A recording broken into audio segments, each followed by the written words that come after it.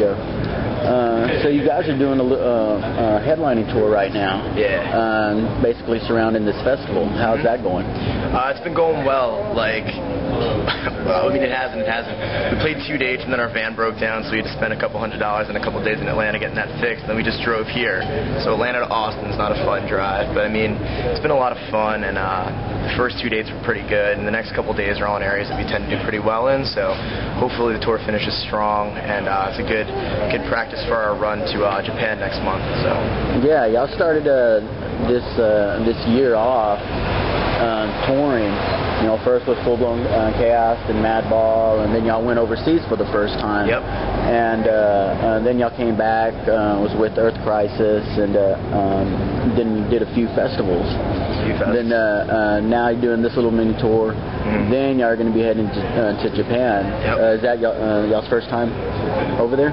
In Japan, yeah, it'll be our first time there. I mean, I was there once. I'm half Filipino, and I've gone home a couple times, so like I stopped in Japan once, but it'll be our first time touring there, and it should be pretty good. We got some dates with Converge and Brutal Truth, so that'll be cool, and yeah, I'm looking forward to it. I think it'll be awesome.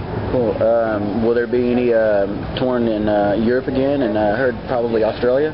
Australia will happen. I don't know when. We're kind of waiting to figure that out. And Europe will definitely be happening again. We're talking to Avocado about doing another tour, probably in the spring or summer.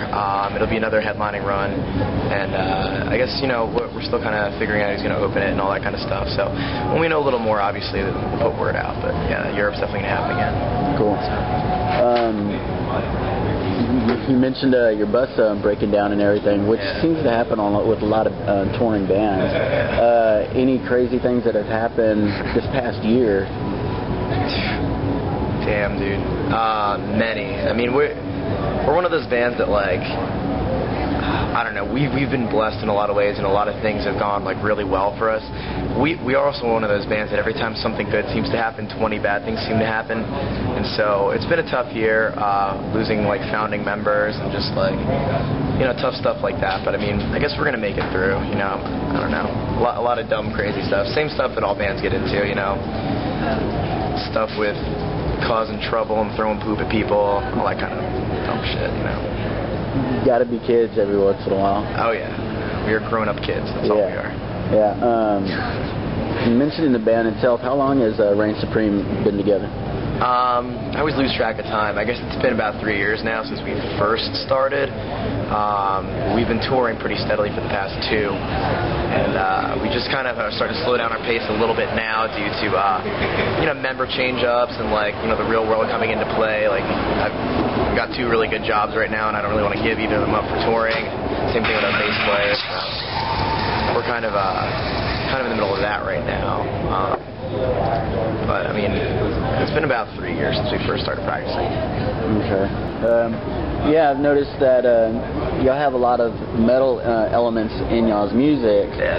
And you know, like you said earlier and everything, there's a lot of hardcore kids who will, you know, say stuff about that or whatever, you know, and seems kind of ridiculous. You know, it's heavy music, it's extreme and everything, and you know, it's very emotional, it's very, you know, for the people and stuff. You know, they just always need to be so narrow-minded. I think hardcore kids have a lot of trouble with categories and thinking in things of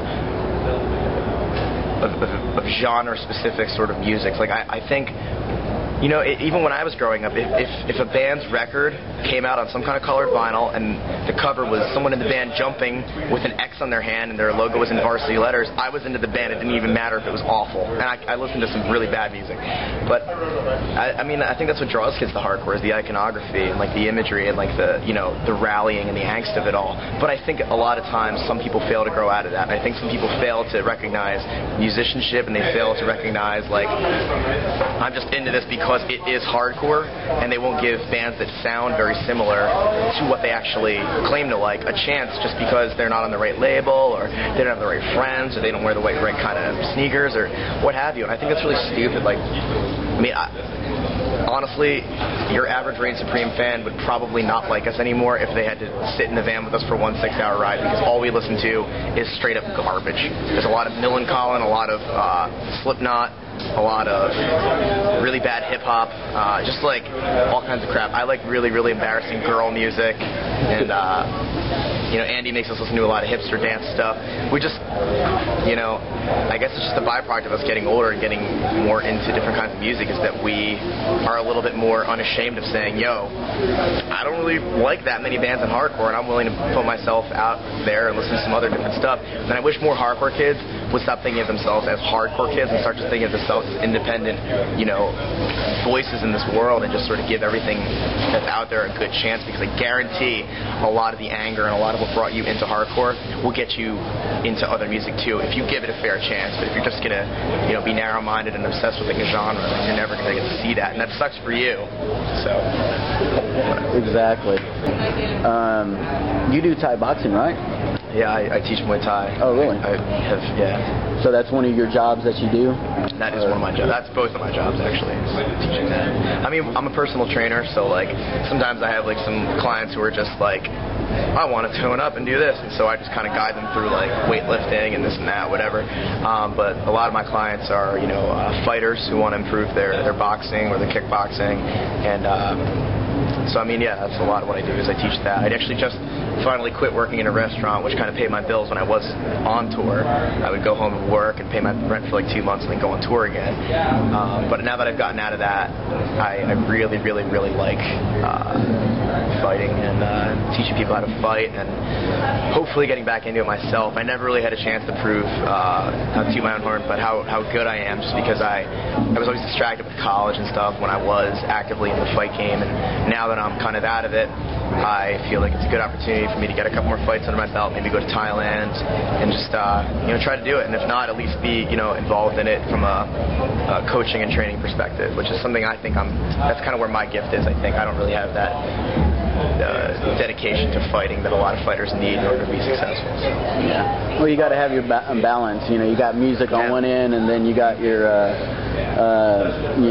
Buddhist teachings and learning, and then also, you know, your fighting and stuff. And I mean, that stuff, like, as much as it is like separate, as much as it is like, you know, different facets of a life, like, they go together, man. They really do. Like, I got more into Buddhism because of the guy who was teaching me Muay Thai. Like, we talked about it a lot, and so it really made sense to me in the context of, like, you know, the beautiful display of, like, what seems like violence but is actually art, and you know, that coincides with this band. You know, like I said, a lot of what we sing about and write about it are things that are sort of coded so that they can have their own special meaning to me, and a lot of that is, you know, unbelievably enough, is a lot of that has to do with Buddhism, has to do with Buddhist beliefs, and some people will probably be able to see it. I know I've talked to some people who have actually noticed that, but I think a lot of people wouldn't, and not because of any particular reason other than maybe they're just ignorant of what, you know, Buddhist beliefs constitute, like, you know, all the paths and all that kind of stuff. So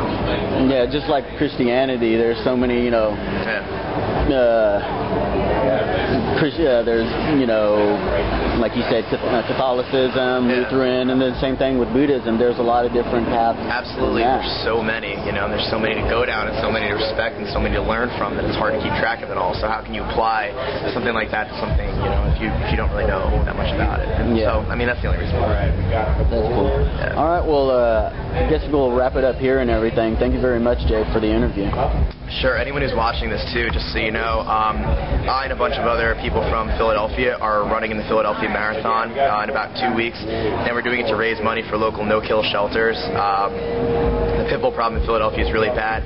These animals get bred and just used as it's just awful. I mean, you can Google it if you want to, but it's really tough. Anyways, if you like our band and you like what we sing about and you feel like that speaks to you, if you or someone you know has a pit bull or a dog that you love and you want to help out other animals that you like, please visit www.thehumaneleague.com/J, and if you want to, you can feel free to help sponsor me in my run. I'm trying to raise $500 for some local no-kill shelters. So again, it's www.thehumaneleague.com/J, and that's me, and that would be awesome if you take a look at that. Sometimes hardcore is about more than posturing and more than being angry. Sometimes it's about trying to make a difference. So.